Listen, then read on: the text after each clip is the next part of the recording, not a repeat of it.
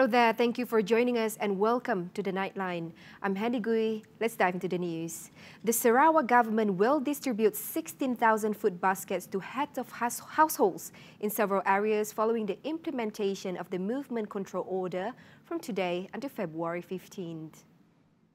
According to Sarawak Deputy Chief Minister Datuk Amar Awang Tengah Ali Hassan, an allocation of 1.42 million ringgit for the food assistance program in Kapit Division would cover the Kapit and Song districts involving 4 state legislative assembly constituencies of Pelagus, Katibas, Bukit Goram and parts of Belaga.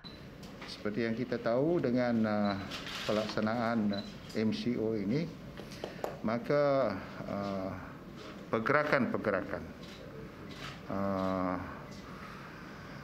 agak terhad, limited, dan disebabkan itu kerajaan negeri memutuskan untuk memberi bantuan sedikit sebanyaklah untuk meringankan beban. The distribution would be handled by both divisional and district disaster management committees in collaboration with other relevant agencies such as BOMBA, Civil Defence Force, APM, Armed Forces, the Domestic Trade and Consumer Affairs Ministry, KPD and HEP, local councils, community leaders, JKKK and other relevant departments and NGOs. Jawatan kuasa pengurusan bencana bahagian Kapit juga diberi tanggungjawab untuk mengkoordinasikan dari segi pengedaran makanan itu. Ianya akan dibuat secara berperingkat-peringkat. Jawatan kuasa ini juga akan menganapasi dari segi mode of transportation. Under Kapit Division, a total of 442 longhouses were affected by the MCO, with 268 longhouses in Kapit and 174 longhouses in Song, as well as in Kapit Town and Song Bazaar. Meanwhile, Bukit Goram Assemblyman Goram Jefferson Jamit gladly received the assistance that was announced. He said the aid will help ease the burden of the locals for the duration of the movement control order. Because we have this is the committee in Kapit to handle this case, this bantuan makanan from the state government. Ya, jadi kita this is the committee at divisional level, the ketua oleh Tuan Residen to help untuk mengatur bantuan ya. Then with the assistant, we dari Pusaiman also we were assist, and then kita also minta our ketua masyarakat datang, the ketua masyarakat, the pemanca, pengulu, pengung, kaunselor, tua rumah tu, ketua kampung to assist lah. With regards to this, Pelagus Assemblyman Wilson Nyabong Ijang said the assistance is not only meant for longhouse residents but also for affected government officials. Dengan itu kita bagi rata tau, itu yang cukup baik ya. Dari pandangan saya lah, saya ada tanya kepada Datuk Amar, selain daripada orang ketua isi rumah, ya juga kita bagi kepada kerajaan di Kapit, bukan orang rumah panjang saja lah. So semua kita bagi, itu yang cukup baik. Kita akan berusaha lah bekerjasama dengan jawatan kuasa bencana bahagian yang mengendalikan pembagian bantuan itu lah. Dari kita punya pusat khidmat yang hormat di bahagian daerah Kapit dan daerah Song. The use of drones by the authorities during the movement control order is proven to be effective in delivering announcements as well as reminders, even more so for the public at large to keep adhering to the stipulations in order to curb the spread of the COVID-19 pandemic. Introduced in the first phase of the Movement Control Order, the technology was fully utilized by the Royal Malaysian Police and Malaysian Armed Forces to deliver information and monitor the movements of the public. Its use is now being continued by the 1st Infantry Division headquarters for the whole duration of the MCO in Sibu. According to Division 1 Commander Major General Datuk Zulkifli Mustafa, the drones used are equipped with amplifiers that will blast announcements in 3 languages, English, Chinese and Iban. Dapatkan maklumat perisikan kita pakai drone. Even drone kita sekarang ni, drone kita ni canggih. Dan kita gunakan drone di Sibu, bandar Sibu untuk buat hebahan kepada penduduk di Sibu supaya patuh kepada SOP. Dan latest yang kita ada hari itu di Sibu Jaya, kita pakai di Sibu Jaya untuk hebahkan. Sibu Jaya ada 30,000 penduduk kat Sibu Jaya, kita hebahkan pakai drone. Kita pakai drone juga di Rumah Panjang. New developments on the landslide in Kilometer 1 Melakun Mujong Road in Kapit. As of 5 p.m. this evening, work on constructing a detour was rigorously underway.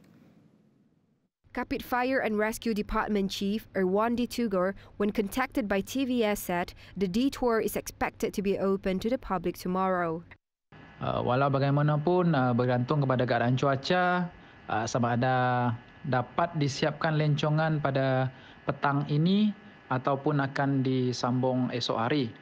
Jadi untuk makluman juga kepada semua pengguna jalan raya Mujong Melakun dan seterusnya ke Kapit, berkemungkinan jalan tersebut akan dibuka untuk laluan pada keesokan hari. Irwandi said the landslide believed to have occurred at 5:30 in the morning of Tuesday did not result in any casualties. The landslide was believed to have been caused by wet soil and continuous rain since Monday night, causing the road to get cut off. 2 fire and rescue personnel were dispatched to the location to carry out monitoring of the situation. Around 80 business events will take place in Sarawak from 2021 till 2026. This is clearly proving that Sarawak is still the top destination choice for the organisers of these business events. Sarawak Minister of Tourism, Arts and Culture Datuk Abdul Karim Rahman Hamzah said the events will bring in an estimated 293.27 million ringgit in economic impact and spending estimates of up to 159.38 million ringgit from the delegations. Of that amount, Karim said 17.59 million ringgit is expected to create 23,276 job opportunities for Sarawakians in the upcoming conferences. While we live in a time where uncertainties reign, our business and travel outlook, these figures prove that Sarawak is still a destination of choice for business, event planners. What we must do now is to progress with the demand of the industry. Without a doubt, hosting meetings and events in a world affected by COVID-19 requires us to make major changes and adjustments. Karim added he is seeing more and more events held online in the past year. However, he opined that digital events are important for Sarawak's business industry to advance in the near future. According to him, this is because business event organizers need to show confidence in the delegation with clear information and concise communication. For business events planners, strengthen your collaboration with Business Events Sarawak. With an internationally recognized marketing campaign known as Tribe Legacy Sarawak, the Bureau is welcoming industry players to further generate ideas and discussions on what can be done to mitigate and craft a worthwhile experience for creating new best practices and guidelines to serve as the norm in events planning, and we must welcome it. Meanwhile, in a separate event, Karim officiated the JRTM Forum, the inaugural publication of the Journal of Responsible Tourism Management. JRTM, which was launched on August 10, 2020, has 50 international editorial board members, including from Malaysia, Singapore, Japan, Taiwan, and Indonesia. Karim also congratulated and expressed his thanks to the team for bringing many new incentives to the tourism industry in Sarawak. Some initiatives have also been implemented in a short period of time. He said, despite facing the COVID-19 pandemic, they never gave up providing creative and innovative new ideas to help spearhead the state's tourism industry. Meanwhile, he is also proud of the fact that JRTM is managed by Sarawakians. Construction of a 140-meter wavebreaker along Lutong Beach in Miri is now rigorously underway in order to address the area's erosion problem. Minister of Transport Datuk Lee Kim Shin said it is expected to be completed in about 2 weeks. The construction of the remaining 140 meters of the wavebreaker is being carried out by Miri Division Public Works Department. Previously, a 100-meter-long wavebreaker was built by the Department of Irrigation and Drainage Miri Division and was completed on Sunday. The two agencies have been given the responsibility of building wavebreakers in Lutong Beach, encompassing an area of 240 meters in length. The total cost of the construction has amounted to 225,000 ringgit, and this funding was approved by the Sarawak state government. Lee added that the idea to build the wavebreaker came after following the king tide phenomena early this year, causing seawater to overflow onto the roads. He explained that the project is a temporary one meant to conserve the beach from further erosion. He said the Department of Irrigation and Drainage have proposed to build a wavebreaker through the rock revetment wall as a long-term solution and is now awaiting approval. The movement control order in all states except Sarawak had been extended until February 18, effectively covering the Chinese New Year festival that falls on February 12 and 13. Senior Defence Minister Datuk Sri Ismail Sabri Yaakob said the extension will start from February 5th, a day after the initial MCO 2.0 was supposed to be lifted.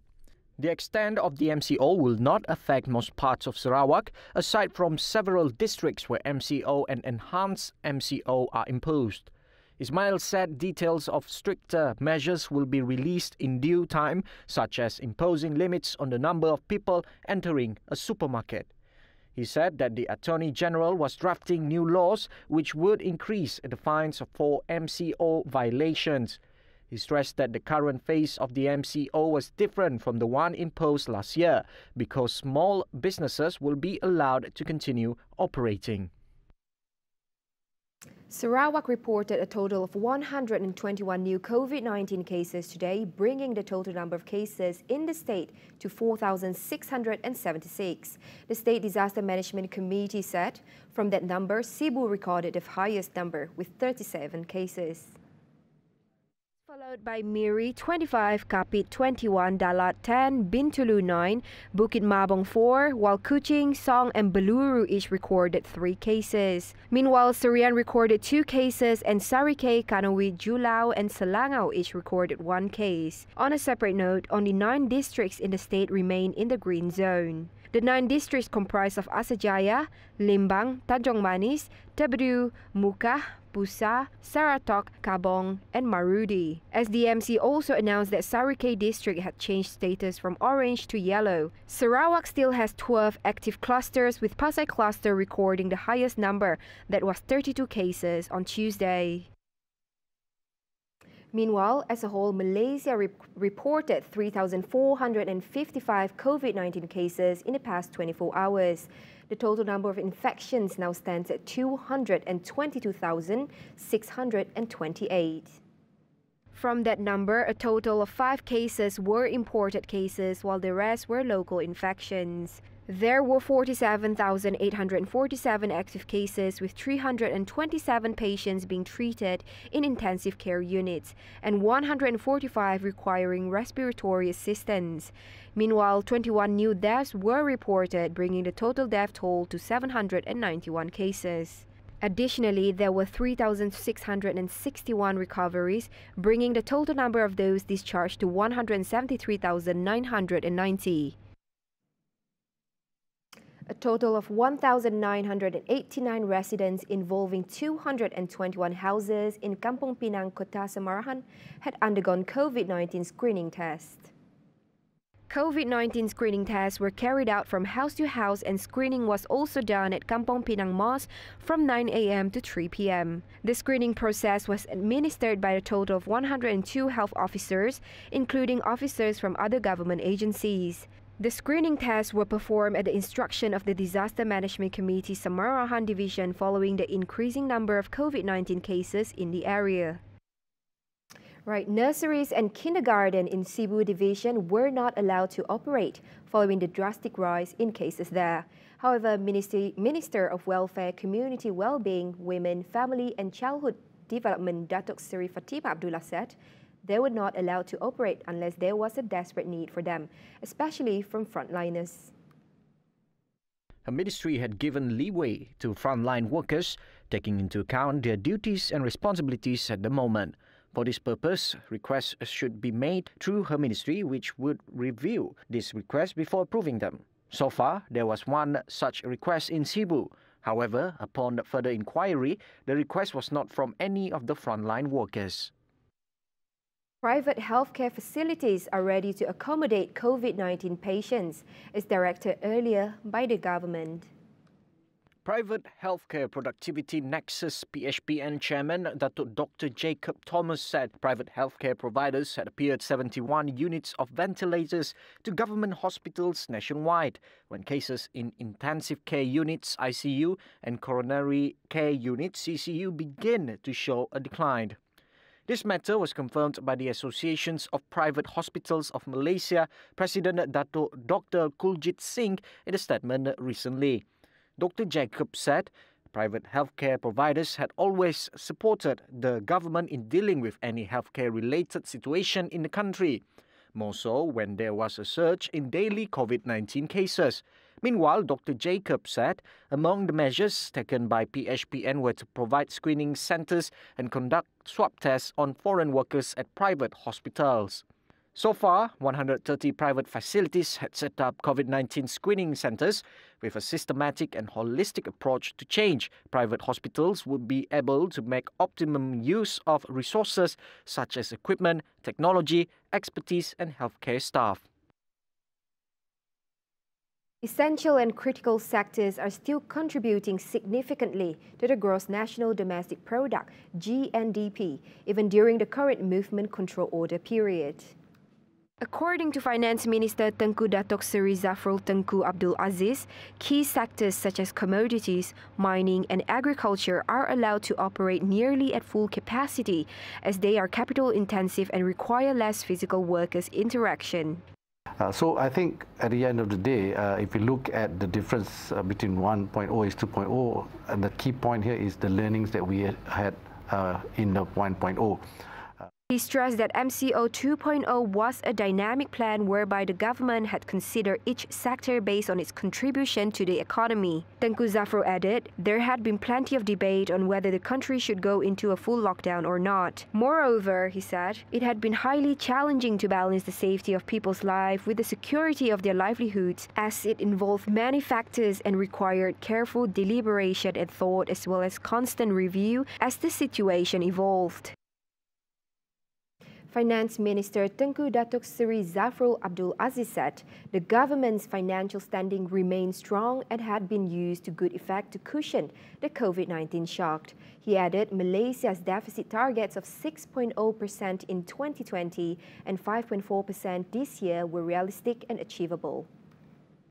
These are better than IMF's estimation of 10.3% deficit that will be experienced by emerging market economies.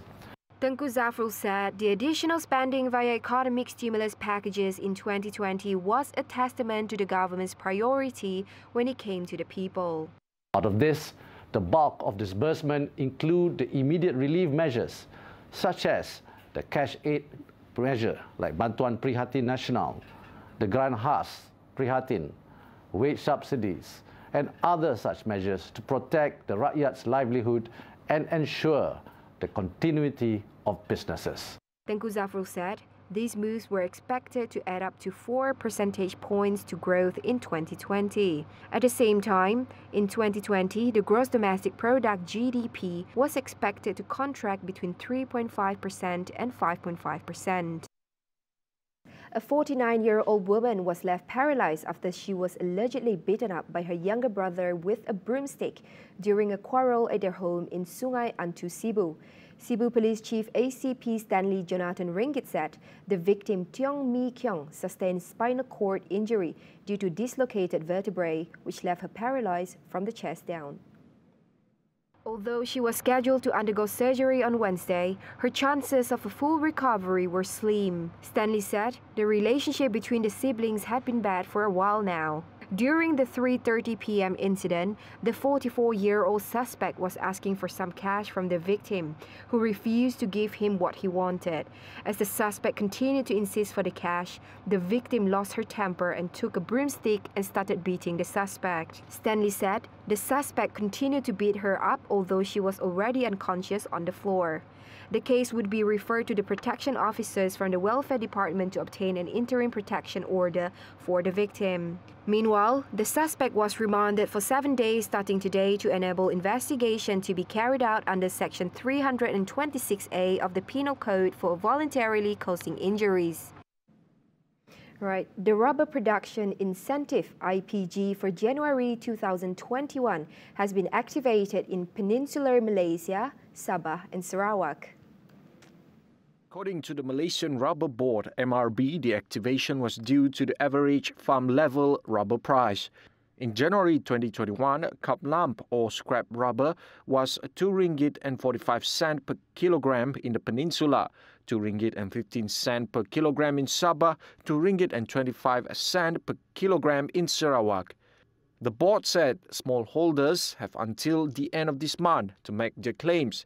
The activations of the IPG provided by the federal government is meant to help rubber smallholders when the price of the commodity is low. Many students complained that it was hard to master physics. Therefore, a group of researchers from University Sultan Zainal Abidin took the initiative to come up with an educational game called Electrico. A physics lecturer from Yunis Zas Science and Medicine Foundation Centre, Dr. Siti Maisarah Aziz, said the board game was designed to test students' understanding of the functions of electrical components, as well as calculations involving equations and formulas in solving problems and questions related to electrical matters.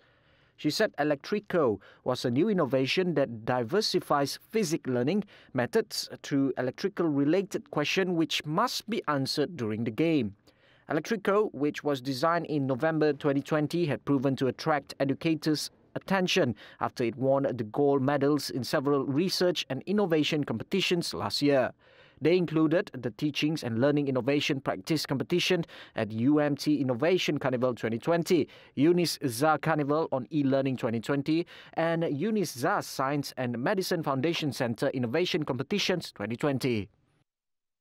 Now, there are over 600 Malaysians currently registered with the Embassy of Malaysia in Yangon, Myanmar.